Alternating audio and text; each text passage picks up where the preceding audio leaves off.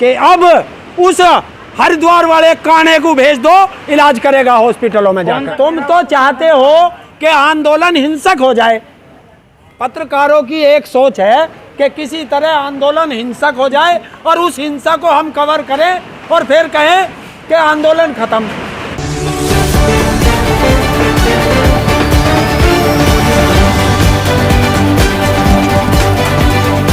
22 जनवरी के बाद कोई वार्ता तो हुई नहीं अभी तक। नहीं, अभी कई महीने गुजर गए जी, तकरीबन 6 महीने। जी हाँ। क्या उम्मीद है आगे की कि सरकार आपके पास आएगी, आप सरकार के पास जा रहे हैं? नहीं, हमने तो लेटर लिख चुके हैं। अच्छा, और सरकार को ही करना है ना, हम कहाँ जाएं? दिल्ली ये जाने नहीं देते। और उसमें विज्ञान भवन हो, चाहे कृषि मंत्रालय हो, चाहे प्रधानमंत्री का पीएमओ हो, उसमें बिना पास के आदमी कोई जा नहीं सकता। तो वो जब पास जारी करेंगे, जब उन्हें जरूरत होगी वो कर लेंगे। किसान तैयार है। वहीं कल का आपका कार्यक्रम है कि प्याले कलम की पट्टियां जलाएंगे, पहले भी तो जला चुके हैं, अब दोबारा भाई तो क्या करें?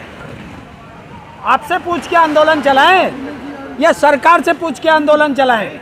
जो आंदोलन के पार्ट्स हैं वो आंदोलन की तरीके से चलते रहते हैं। हमारा शांतिपूर्वक विरोध प्रदर्शन करने का अधिकार है, वो हम कर रहे हैं। वहीं कहीं ना कहीं सुनने में ये भी आ रहा है गाजीपुर का आंदोलन सिंधु या टिकरी बॉर्डर पे शिफ्ट किया जाएगा। ये कौन है जो तुम्हें ये सुनने में आता है? तुम्हारे सूत्र कौन है? ऐसा कभी नहीं होगा।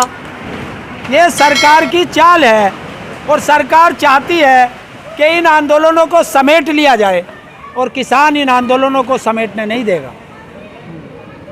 आंदोलन चलेगा। वहीं अब गाजीपुर बॉर्डर पे भी भीड़ बढ़ने लगी है, तो आगे की आपकी रणनीति क्या होगी? कल में जो छुट्टियाँ चलाई जाएंगी उसके बाद की क्या होगी? क्योंकि ऐसा तो आप कर रहे हैं बार बार, सरकार तो सुन नहीं रही है, फिर वही कर रहे हैं। देखिए, हम लोगों का शांतिपूर्वक आंदोलन है और ये चलता रहेगा।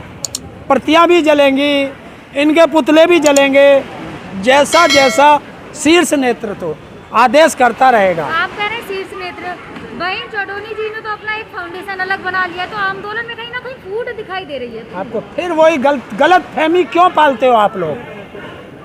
चौधरी जी की पहले भी अलग थी, एक सबको मिलाकर ही तो संयुक्त किसान मोर्चा बना है। तो ये क्या है?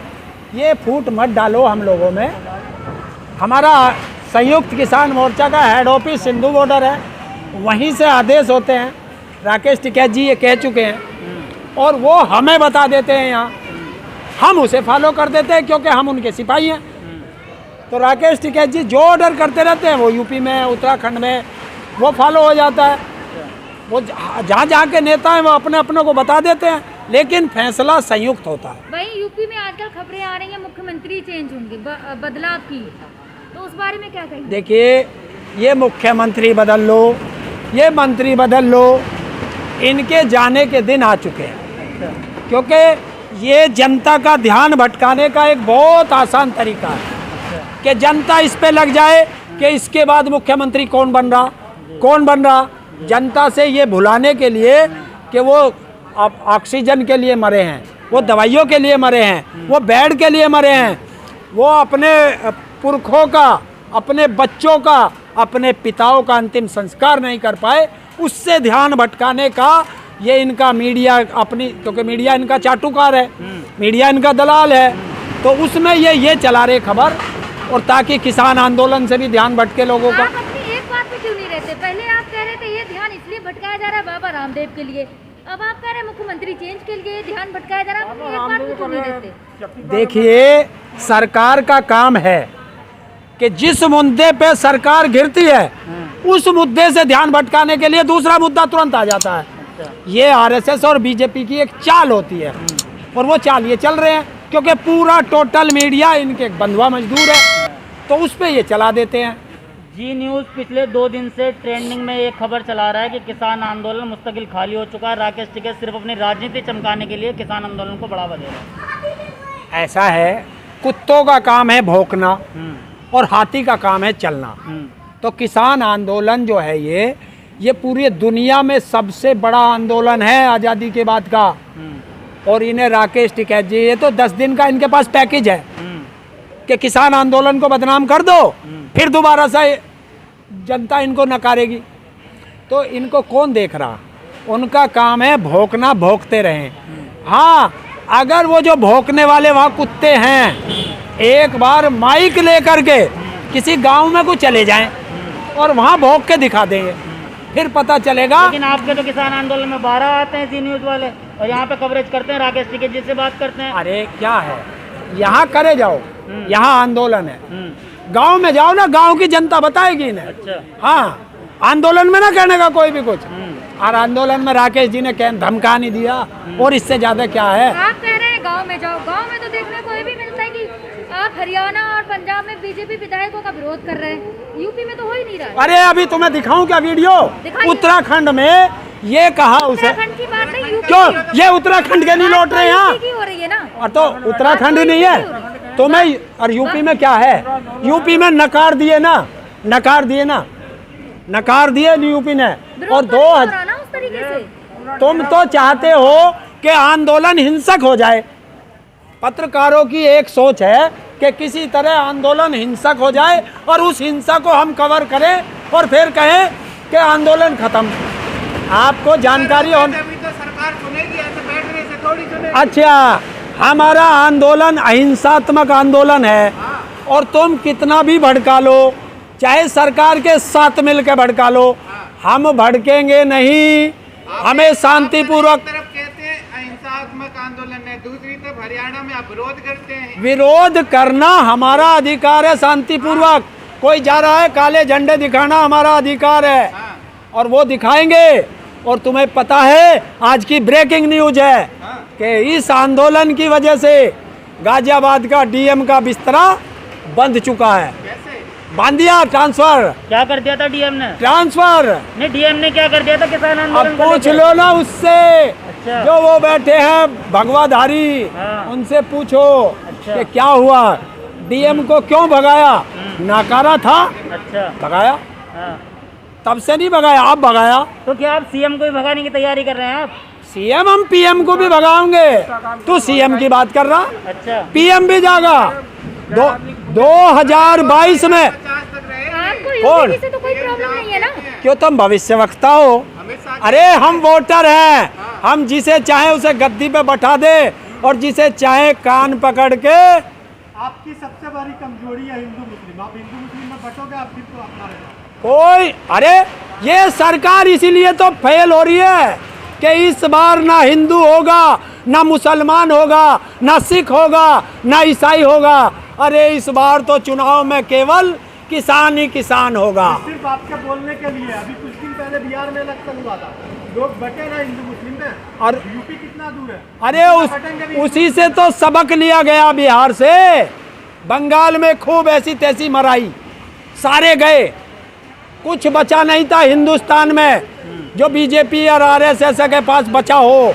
टोटल बंगाल में लगाया था, और क्या हुआ। आपको योगी जी से तो प्रॉब्लम नहीं है ना। क्या हुआ? बीजेपी से प्रॉब्लम है, योगी जी से तो नहीं है ना। क्यों नहीं है योगी जी से? हमारे गन्ने का पैसा कौन देगा, उसे बंगाल की मुख्यमंत्री आके देगी। प्रधानमंत्री जी कह रहे थे दे दिया, यूपी में 4 साल का रिकॉर्ड तोड़ा है गन्ने की खरीद का। ले भाई, मैं ले बैठा हूँ, आज तो मैं लाया था, बड़ी मुश्किल से ढूंढ के मिला, क्या लेकर आए हो आप? बहुत मुश्किल से मिला है। तो गन्ने की रसीद है क्या? ले भाई देख लो, बड़ी मुश्किल से लिया गया ये वीडियो। प्रधानमंत्री जी का ये हाँ, कि भारतीय जनता पार्टी की सरकार बनने के बाद पहली ही मीटिंग में पहला ही काम कि कर्ज माफी का कर दिया जाएगा।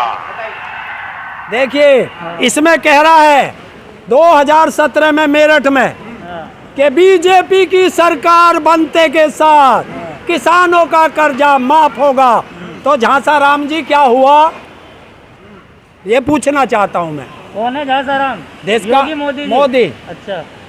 और योगी जी बताए, क्योंकि ये भी कहता था कि 14 दिन में पेमेंट होगा और मेरा सुशासन है, बदमाशों को ठोक दिया जाएगा। और कानपुर के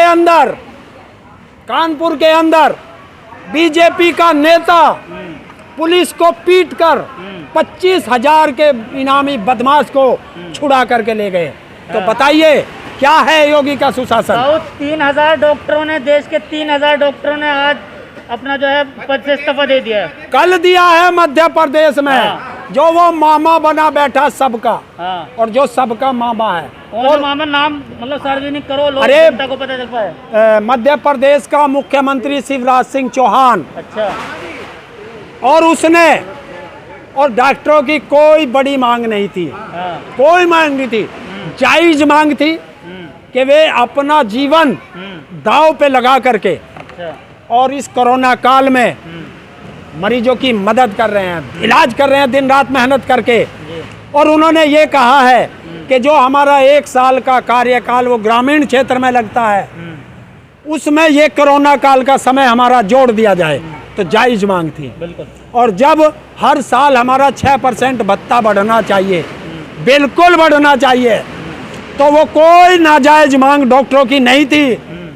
फिर भी अहंकारी उस मामा ने, क्योंकि कंस मामा था वो, और उस कंस मामा ने वो बातें नहीं मानी, मजबूर होकर के उन 3000 डॉक्टरों ने इस्तीफा दिया है। और कल ही मैंने कहा था, मैंने पोस्ट डाली थी जैसे ही मुझे पता चला कि अब उस हरिद्वार वाले काने को भेज दो, इलाज करेगा हॉस्पिटलों में कौन सा जाकर। काना हरिद्वार वाला? रामदेव को भेजो। उस काने से कहो कि जा वहाँ कोरोना का इलाज कर रहा है। अपने बाप से कह कि नई संसद क्यों बना रहा है, अपने बाप से कह कि नया हवाई जहाज क्यों खरीदा है, अपने बाप से कह कि तेरे बाप ने क्यों कहा था कि बहुत हुई महंगाई की बार, अब की बार कुत्तों की सरकार।